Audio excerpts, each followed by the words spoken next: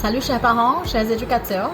Aujourd'hui, je voulais vous parler de l'encouragement et comment cet encouragement il peut être maléfique pour le développement de l'estime de vos enfants. Alors, il y a plusieurs parents ou aussi plusieurs éducateurs qui travaillent toujours dans la méthode ancienne de l'encouragement excessif. Ça veut dire qu'ils encouragent beaucoup l'enfant. C'est une bonne chose d'encourager l'enfant, bien sûr, mais ils encouragent sans faire l'enfant comprendre, sans enseigner à l'enfant que la valeur qu'il a, elle est unique, que la valeur qu'il a, c'est une valeur spéciale et que ce qu'il va faire ne va pas changer qui il est. Quand on est dans cette dynamique d'encouragement excessive, on pense, nous, en tant qu'adultes, que nous avons le droit et même le pouvoir d'augmenter l'estime de soi de nos enfants. Et alors, je vous dis, nous n'avons pas ce pouvoir.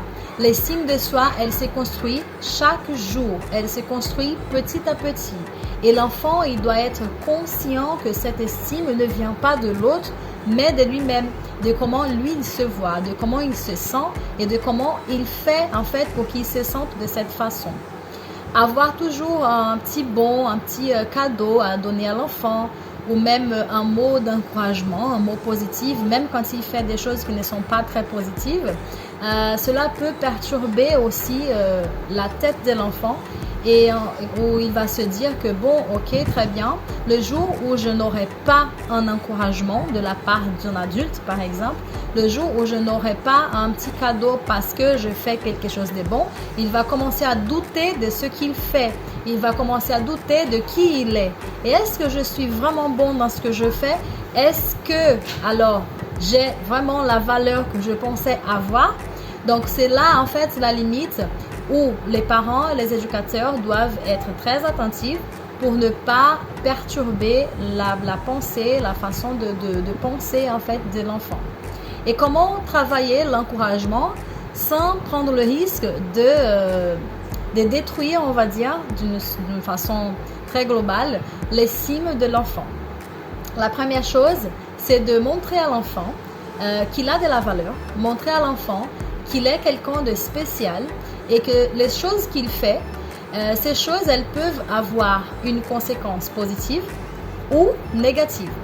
Quand il fait une bonne chose et que vous sentez que c'est le moment aussi de l'encourager pour qu'il puisse comprendre que ce qu'il a fait, c'était excellent et que voilà, cette action, elle mérite une conséquence positive, pourquoi pas ne pas lui faire un éloge, pourquoi pas ne pas lui offrir quelque chose, mais toujours en précisant que c'est l'action qui a été bonne et celui qu'il est, votre enfant, ne va pas changer en fait. Il faut qu'il continue d'être qui il est et réaliser les actions qu'il veut réaliser, toujours en ayant dans sa tête que tout ce qu'il fait peut avoir des conséquences positives ou négatives. Et quand il fait une chose qui n'est pas très bonne, Alice, comment réagir? Vous pouvez toujours continuer dans cette dynamique d'encouragement, mais cette dynamique d'encouragement positive, en montrant à l'enfant qu'à chaque fois qu'il va faire une erreur et que faire des erreurs, c'est normal, c'est humain, malheureusement, oui, on doit le dire. Tout le monde fait des erreurs dans la vie, quotidiennement. Et il faut que l'enfant comprenne que lui aussi, il fait des erreurs, mais que chaque erreur, à chaque fois qu'il va faire quelque chose qui n'était pas très bonne, n'était pas très souhaitable, il faut qu'il comprenne que c'est une opportunité de mieux faire. C'est une opportunité de comprendre ce qui n'allait pas et de pouvoir changer son comportement, changer sa façon de faire, sa façon d'agir. Quand on commence à guider la pensée et la perception de soi d'un enfant, c'est comme ça que nous devons le guider en lui faisant réfléchir sur qui il est et sur ce qu'il peut faire pour qu'il soit en fait mieux en lui-même.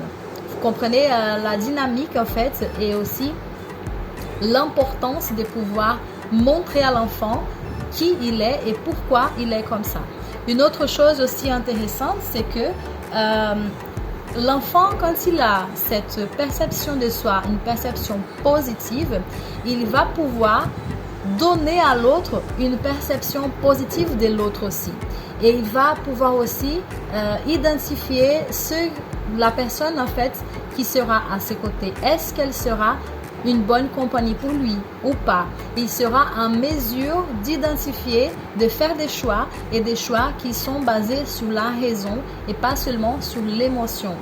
La difficulté que nous avons aujourd'hui avec beaucoup d'adolescents qui sont des fois dans des crises dépressives parce qu'ils ne se sentent pas acceptés. Ils ne se sentent pas qu'ils font partie d'un groupe parce qu'ils ont été grandis, ils ont été élevés dans cette dynamique de l'encouragement excessif où quand je fais une bonne chose ou quand je fais des choses, il faut que les gens m'encouragent. Il faut que les autres me disent que ce que je fais est bon, en sachant que nous savons très bien que dans la vie, ce n'est pas toujours que nous allons rencontrer des personnes pour nous encourager, bien au contraire. Donc, préparer l'enfant à affronter des situations et des défis réels de la vie, c'est une manière très positive en fait d'éduquer vos enfants et de les accompagner, de les guider. Aujourd'hui, quand un enfant comprend qu'il peut faire des erreurs, qu'il a le droit en fait de faire des erreurs, mais qu'il ne doit pas rester dans l'erreur et qu'il ne doit pas persister dans ce qui n'est pas bon. Donc, il aura cette perception de soi-même en se disant, je pense que ce que je fais n'était pas bon, mais comment je peux améliorer? Et maintenant, le rôle des parents et aussi de l'éducateur qui va l'aider à réfléchir, à trouver une possible solution pour ce qu'il a fait et qui n'était pas bon. Si l'enfant il a du mal à trouver une solution, à voir autrement, le parent ou l'éducateur doivent le guider en lui faisant des propositions, pas en lui disant, en lui imposant des choses, en disant tu dois faire comme ça ou comme ça. On essaie toujours d'utiliser le conditionnel. Et si on faisait? Et si tu faisais? Tu as déjà pensé à? Qu'est-ce que tu en penses de? Donc, toujours donner à l'enfant cette opportunité de choisir. Parce que dans la vie, il aura toujours l'occasion de choisir. Et donc, cette croyance limitante que plusieurs parents et éducateurs transmettent à l'enfant sans faire exprès, parce qu'eux-mêmes ne se rendent pas compte qu'ils sont en train de transmettre des connaissances, des croyances limitantes à l'enfant.